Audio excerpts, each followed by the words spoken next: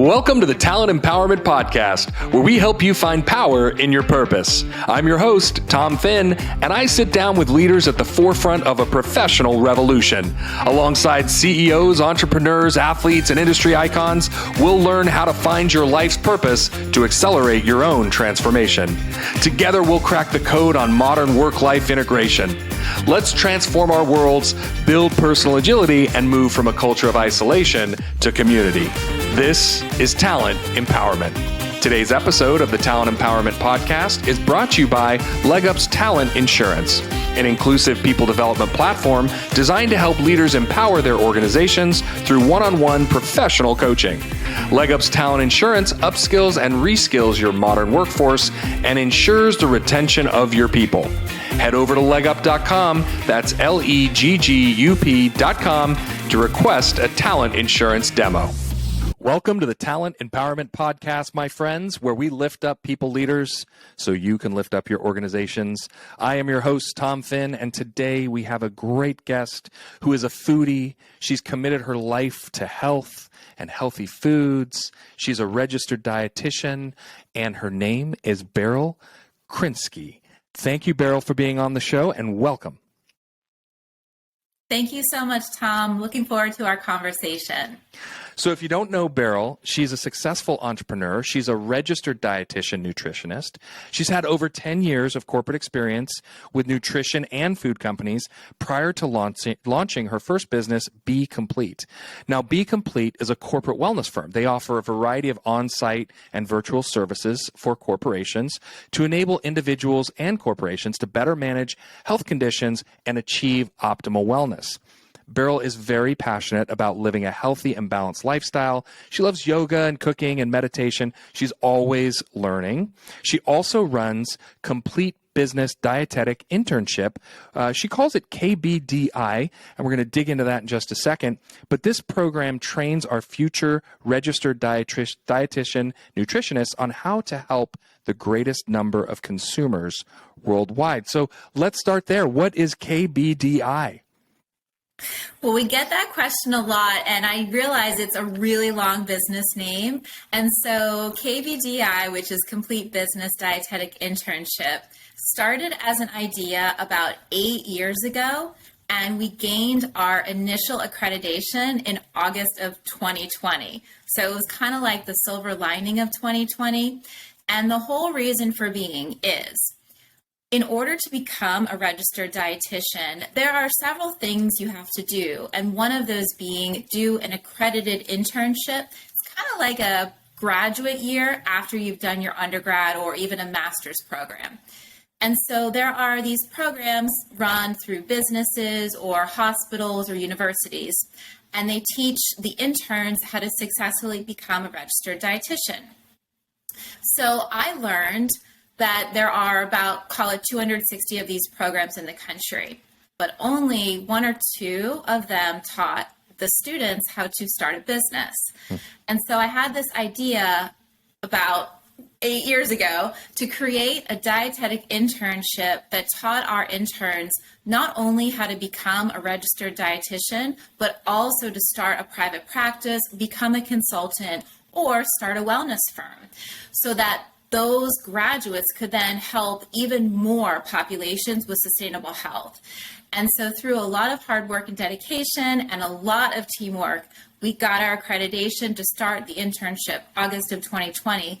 We are so excited. We're already on our 4th class of interns. We've already had 1 class fully graduate. 9 of them are already registered dietitians. We've had our 2nd class, they're graduating this week. So exciting.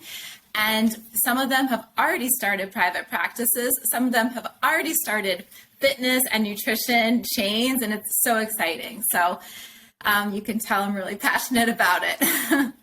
Yeah, the passion comes through loud and clear, which is wonderful because, look, we're all looking for careers and longevity in our careers where we love and feel passion and energy and empowerment for the work that we do. So there's nothing better than seeing that in you and hearing your passion through the show today. So let's back up a little bit. So you're doing this internship. How many people have gone through this so far? You said 9 have graduated. Is that right? Well, our first class, so we had 10 graduate in our first class, and Wonderful. then I didn't mention, so after you complete the internship, you are then able to sit for the board. So then after you pass the board, you officially become a registered dietitian. So far, we've had 9 of our 10 pass, yay! And 1 is scheduled to take her exam soon, so that's really good. And then our second class, we had 13. And so we're doing our graduation actually this week. And then one of them has already finished kind of like ahead, and she already passed her exam, which is, she's already like, you know, even a higher achiever. And then we have a smaller class of 7, and then we have an incoming class starting in this August of 21. So this is wonderful. You're cranking people through. I think the question on my mind, and maybe on others as well, is as business leaders in the business space, what would somebody in an organization hire a registered dietitian nutritionist for in the corporate setting? That's a great question. So there are a lot of different areas a registered dietitian can provide value in a corporation. Let's say you have a food and manufacturing company, for example, and maybe you're manufacturing products that are ingredients or maybe not even the healthiest products. Having a registered dietitian on staff can help the company come up with accessible ways to use the ingredients, do validated recipes, update websites and blogs, create videos to do education on how to use the products and the ingredients. And then let's say it's maybe not as healthy of a food company, the registered dietitian can put a balanced spin on it and talk about how to incorporate, you know, all foods fit and what would be a guide to eating healthy and enjoying the products that the company's manufacturing. So that's one kind of like an obvious synergy. Something that's a little bit not as obvious. If a company, like a bigger company, wants to do an in-house wellness program, they could hire a registered dietitian as an employee or as a consultant, and that registered dietitian could do individual meetings with the employees to teach the employees about nutrition and wellness, and on an individual basis, also help out with different health concerns. Yeah, that's really helpful. So in the food industry, I think I get it, right? We can hire somebody with a wonderful background who's a dietitian and is registered and has passed their boards and all that kind of stuff, and they can help us in the food space.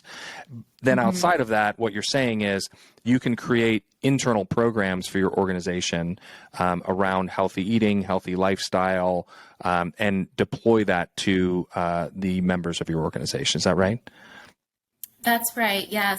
Yep, that's right. And with our parent organization, B.Komplete, that's kind of in the realm of what we do. And so we are a corporate wellness company, and companies will hire us as a vendor. And so then, like, for example, the company doesn't have to take the expense of having an employee doing it, but they're hiring a vendor. And then they can pick from an a la carte listing of different types of services. But to go back to your question, if a company says, no, we want an in-house registered dietitian, and this registered dietitian is going to do all the programming for the employees, then yes, you could have it could be pretty much whatever you can dream up. So you could have cooking classes, you could have individual nutrition consultations, you could do some type of healthy challenge. So it's all different options what companies can do. Yeah, wonderful. It sounds like there's a nice little menu that people can select from. And as you were building this and you've got this wonderful entrepreneurial spirit, how did you get into this space of food and population health and improving others' health along your journey? Well, Tom, it started a long time ago when I was pretty young, and I was a foodie before I even knew what the word foodie meant. And when I was a little kid, I would literally ask for cheesecake, and I would talk about, oh, this quiche is good, but it's not the best quiche I've ever had. And just, very, very silly for a little kid. And so then when I got to be about 13, I started to learn about the difference between, like what is healthy eating and what does it do for you? And how do you feel after you eat healthy foods versus like fried foods, for example.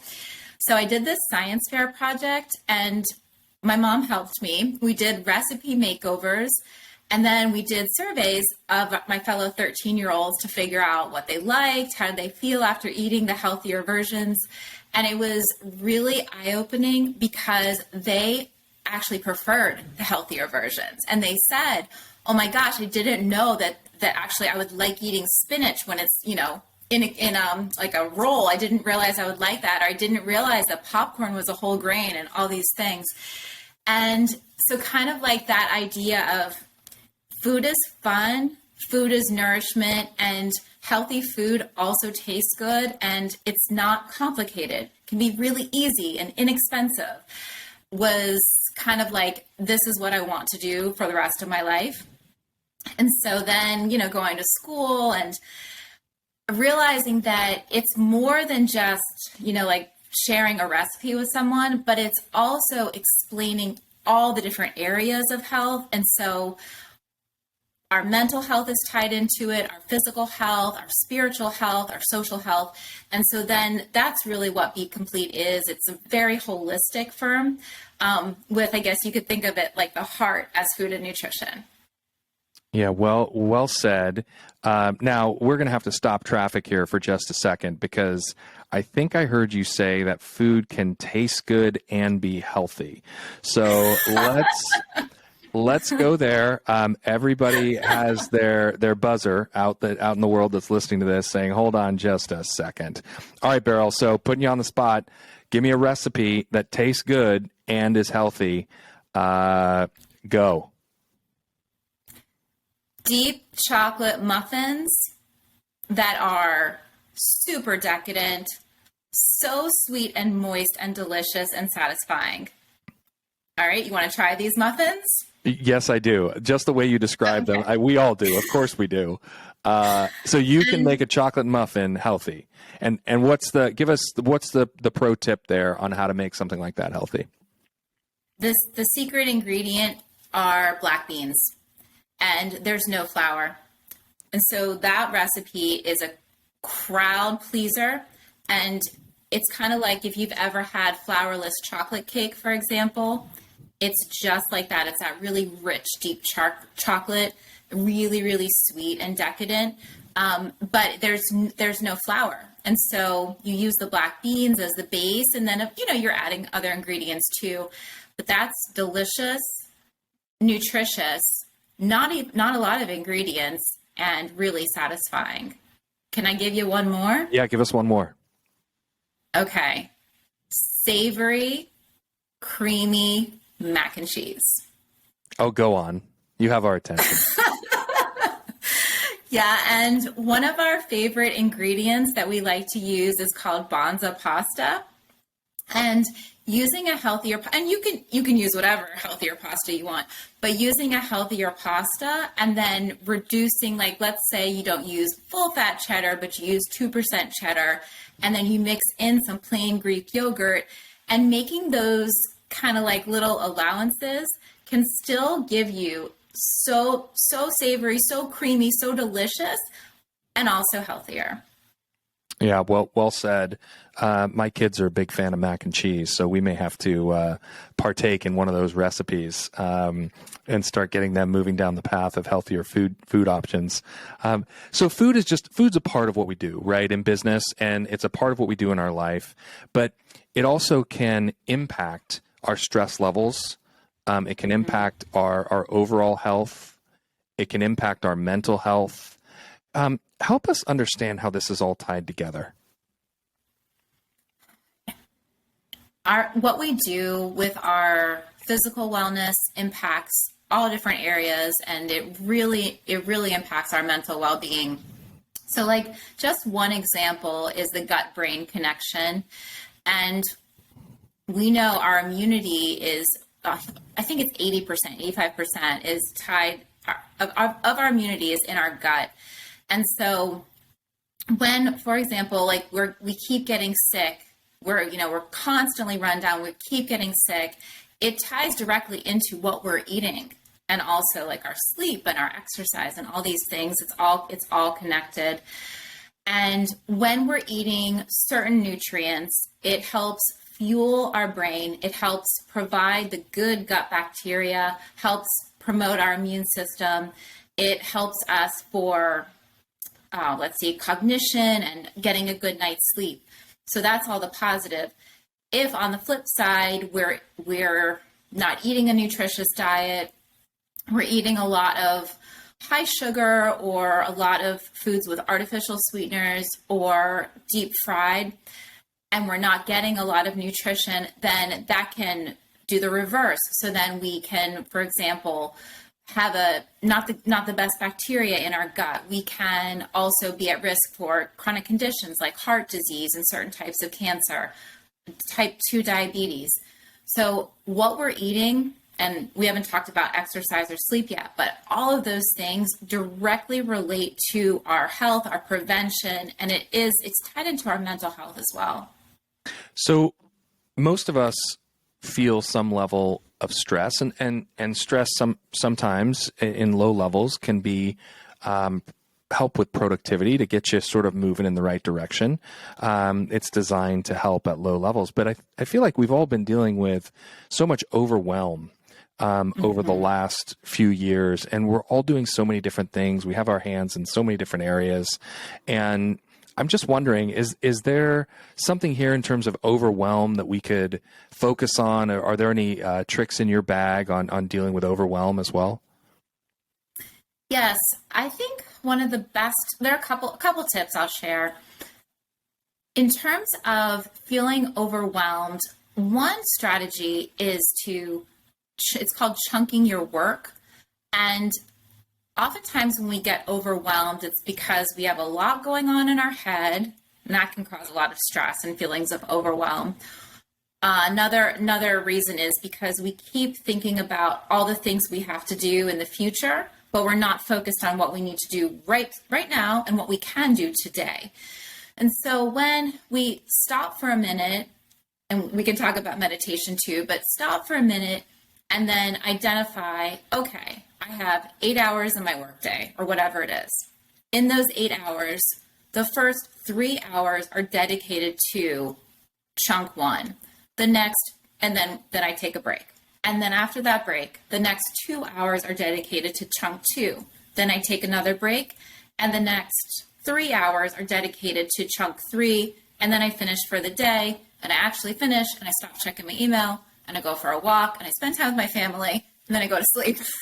So chunking your work is a really effective way when you are feeling overwhelmed, because for example, if you keep checking your email constantly throughout the day, you're going to be derailed, you're not going to be productive, and you're not going to be as effective because you're getting pulled in all these other directions and you're getting distracted.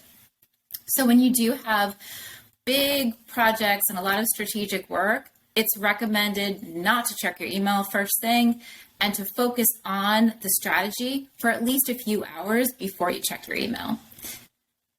My next tip for feeling overwhelmed is to start your day with a meditation. One that is extremely effective and powerful is doing a gratitude meditation and focusing all of your thought and all of your energy on what you're grateful for. Because when you're truly present in gratitude, you really don't worry about what isn't going right or what you don't have. So that's another proven technique to help with overwhelm. Yeah, well said. And that becomes part of a morning routine, if you will, where you wake up, you practice your gratitude meditation before you get your day going. You don't pick up your phone and look at your emails right out of the gate. It's something, quite honestly, Beryl, I've had to work on personally. I've been a staunch supporter of picking up my iPhone and clicking on my inbox while still laying in bed, which is not a pro move. That is If you want the example of what not to do, I'm the perfect example. But I've been working on it. I've actually, like many others, I've been taking steps towards it where I'm exercising and meditating in the morning, and I'm not looking at my email until I'm done with that. And I'm setting my intention for the day, the things that I want to be productive on. And then I allow myself to check my emails. Maybe still not the best, but at least it's a step forward. Mm-hmm. Yeah, developing those rituals, whether it's morning or evening or whatever time, is such a powerful technique, because a ritual is something you don't even have to think about, kind of like brushing your teeth or wearing a seatbelt. It's something that you automatically do. So that's so great that you're already meditating and exercising before you check your email. That's such a good ritual. And I would recommend any healthy behavior to put into anyone's morning routine is really going to help your day get started off on a better note. And one thing about exercise, sometimes people think, oh, I either have to go to a studio, I have to go to a gym, or I have to do it for at least 30 minutes for it to be effective. That is not true. You can do 5 minutes, 10 minutes, you can do 2 minutes. It doesn't matter. Something's better than nothing. So if you're doing any type of movement, it's going to help even just a little bit. It's going to help a little bit. And there are lots of good things you can do online, tons of options on YouTube. So anything you can do in the morning to get your body moving, get your blood flowing, it's going to help you feel better throughout your day. Yeah, it also helps to curb some of those hunger pains, give you more energy, kind of put you in a better mood, all of those things. And, you know, I wasn't very good at this for a long time, and I just sort of jumped into work early in the morning. I didn't realize sort of what I was doing to myself. But you're 100% right, and I've heard it from a handful of people. You've got to just start moving, even if you do some stretching, right? I can sit on the floor. I can do 10 minutes of stretching. It's not high impact. Yes. I'm not sweating, but my body is moving, and my body appreciates what I'm doing, and it sends those endorphins up to my brain, puts me in a better mood, makes me a better husband, makes me a better father, right? All of those things that are important to me in terms of, you know, balance in my life. So question for you then on energy and time and managing it, because you're doing it, I'm doing it, we're all trying to figure out our energy and our time in this modern world of work. What do you recommend people start to think about? I have another tip when it comes to managing time and energy. A lot of times we look at our crazy schedules and we think, oh my gosh, I have so many things I need to do today. How am I going to get it all done? I want you all to think a little bit differently and think about managing your energy versus your time. So I'll explain what that means. Some of us are night owls, and we are going to have all the energy in the world starting at 6 p.m. to midnight. Other people, like me, are morning people. So we're going to get started maybe like 5 or 6 a.m., tons of energy, and by 4 o'clock, we're done. So figure out the first thing. Figure out your energy. Are you a morning person or a night owl? And then start to schedule what you need to do in your peak time. Because if you're a morning person, but you're doing all of your administration stuff first, and then you're doing your strategy later, that's not effective. So you want to flip that. Another thing to think about, stress. So stress also drains our energy.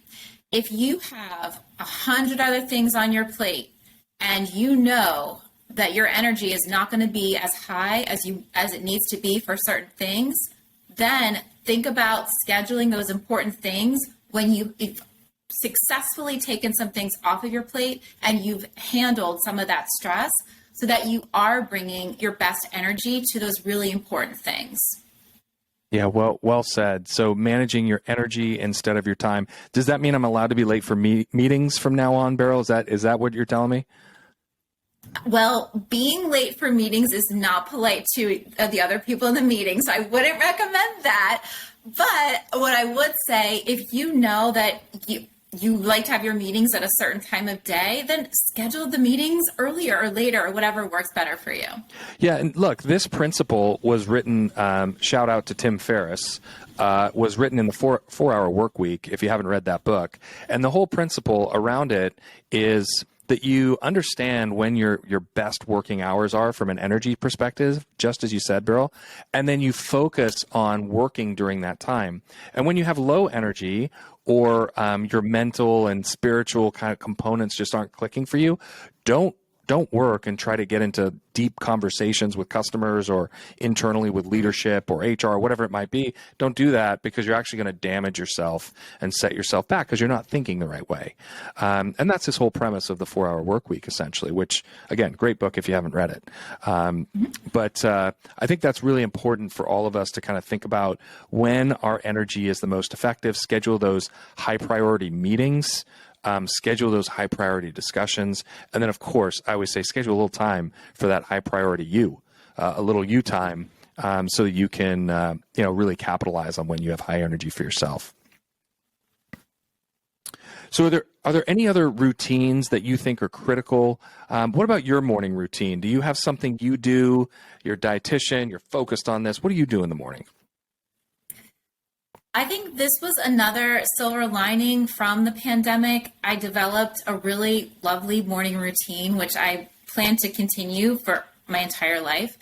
And so it was kind of also like starting your day on the right foot, drinking some water.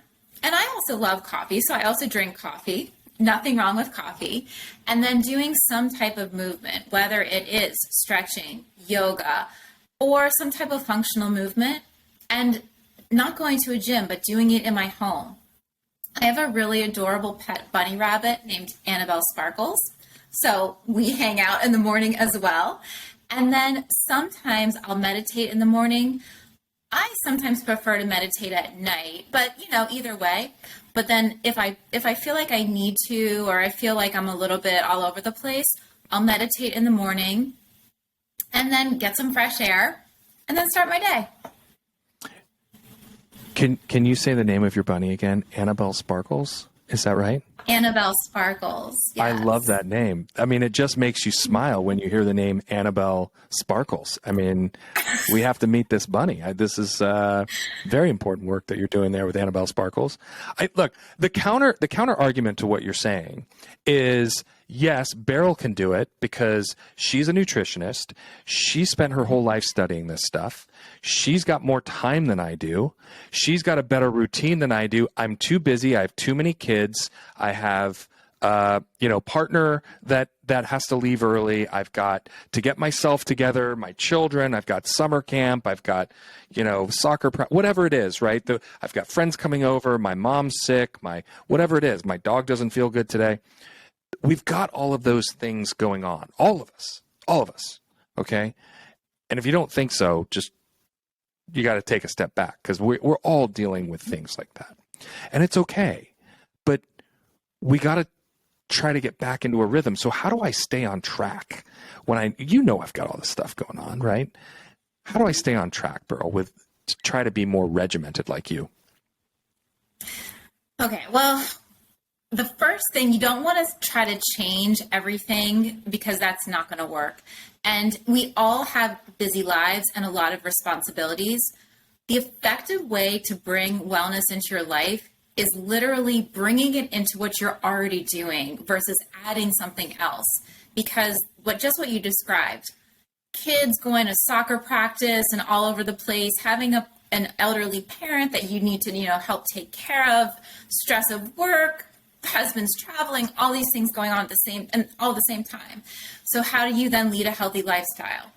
Do it when you're doing your other things. Like, for example, let's say your kid has soccer. What should you be doing? You should be walking around the soccer field as your child is playing soccer, or you should be doing a little meditation. Your kid's already in the game. You do a little meditation while you're sitting there, Or let's say, okay, you didn't get to eat lunch. Okay, you bring your healthy lunch to the soccer game. So it's like bringing or doing the wellness behaviors when you're doing your other life behaviors. That's probably my number one tip for incorporating healthy living into what you're already doing. Don't do it in addition to, do it when you're already living. That goes with meditation too. So sometimes people resist meditation because it's just another thing to do. But most of us are at least walking for a little bit of our day. We're all probably sitting, right? So you're either walking a little bit or you're sitting, or before you go to sleep, you're lying down. So we're all doing those behaviors anyway, or maybe like washing dishes.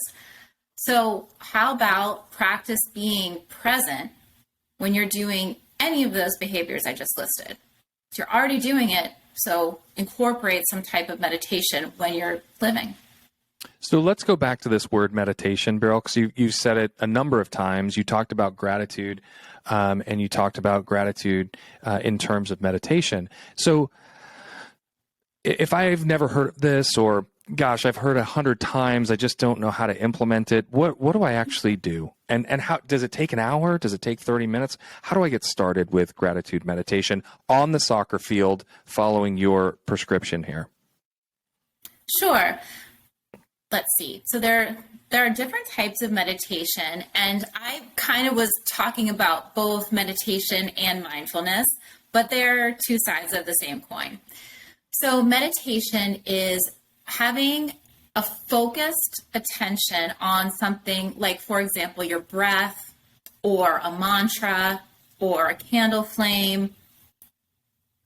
I won't go on, but that's kind of the idea. And then practicing being mindful is being present moment by moment in what's happening to you right now. So like, let's go back to that soccer field example. And let's say you want to get some exercise and you want to just throw in a little meditation while you're exercising. So when you're walking around the soccer field, I want you to focus on, how does the air feel on your skin? What are the sounds that you hear? You know, the kids probably yelling from the soccer field. What do you see around you? And how do you feel? And focus on that. Focus on being present as you're walking and appreciating the fact that your child is playing soccer. That's how to bring that aspect of meditation into your life. And for how long? If you can do that for 5 minutes, bravo. That's awesome. When you start meditation, it's hard. It is kind of like exercising. It's really hard when you start. And so I wouldn't recommend having a goal of 10 minutes or even 20 minutes. If you can just do 5 minutes, that's awesome. Another opportunity, eating. So we all eat some, hopefully, and hopefully you're eating at least a few meals a day. So a lot of times we are busy and we're just kind of like shoving the food or drinking the shake or whatever, and we don't even really taste it. There's something called mindful eating. So it's a form of mindfulness, and it's when you're eating. So the next time you're going to eat your dinner, instead of constantly being on your phone or watching TV or just totally zoning out, focus on, how does the food look? How does the food smell? How does the food taste? And then how do I feel when I'm eating the food? And practice doing that when you're eating the food, and that food is going to taste better to you. You're going to be fuller faster, and you're going to be more satisfied. So those are just a couple examples of bringing meditation in a mindful way into your current behaviors. Yeah, I love the way you said that. You sort of gave us all permission to just start at 5 minutes of meditation and not get too far over our skis. Because for those that don't do it, I think it's a little intimidating. And I've been that person where I just felt like everybody knew how to do this, and I was the only person on the planet that didn't. And that's not necessarily the case. It's just you have to find your focus. I'll give you the example of me on the soccer field. So I've done that. And when I walk around the soccer field, I'm not sure if anybody else does this too, but I'm thinking, what's for dinner? Did my wife ask me to get potato? Did I get the potatoes? Yeah, I got the, okay, what do I need to do with those? Do I need to turn the oven on right when I get home to get the kids in bed by 8 o'clock? I start sequencing my entire evening in my brain and trying to figure out if I've got it all dialed in. And you just can't do that in a meditative state. You have to kind of let it go, right? So I've learned, for me, I have to focus on my breath, right? So that's an easy way to get me back from being on my to-do list when I'm walking and get back into my breath, and then I start to relax a little bit. Mm-hmm. That's such a good example. It really, I think a lot of people relate. And another really helpful way to get into the meditation is doing something called progressive muscle relaxation. And that's where you focus on a muscle and you tense it and you release it.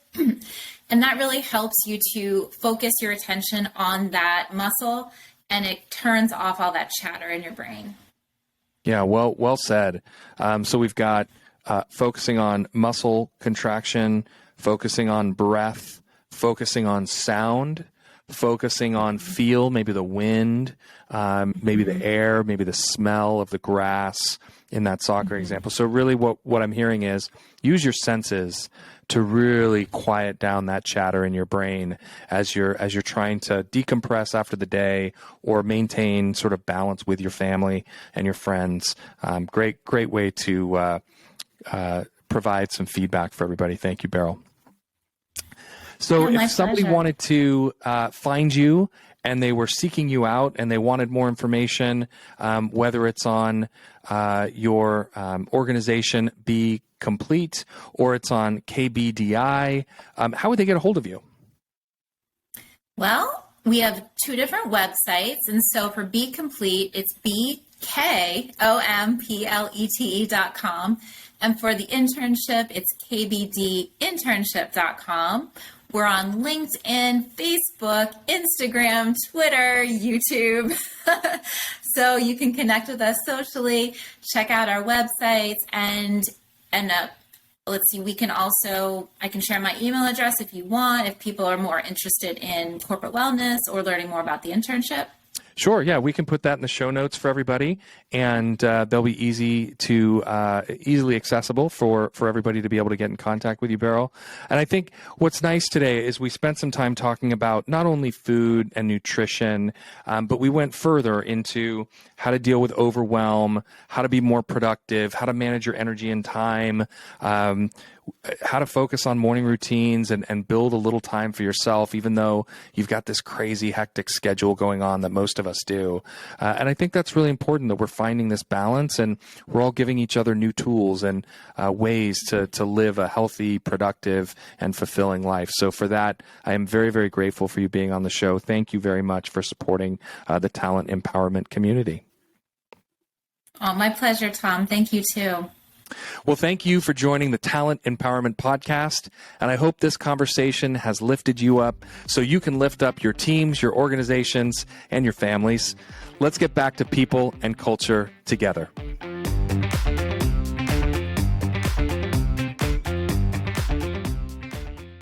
I hope you enjoyed this episode of Talent Empowerment.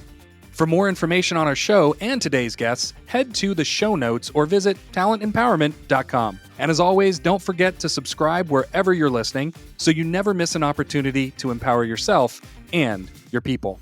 And if you enjoyed today's episode, please leave us a 5-star review. It really helps the show grow.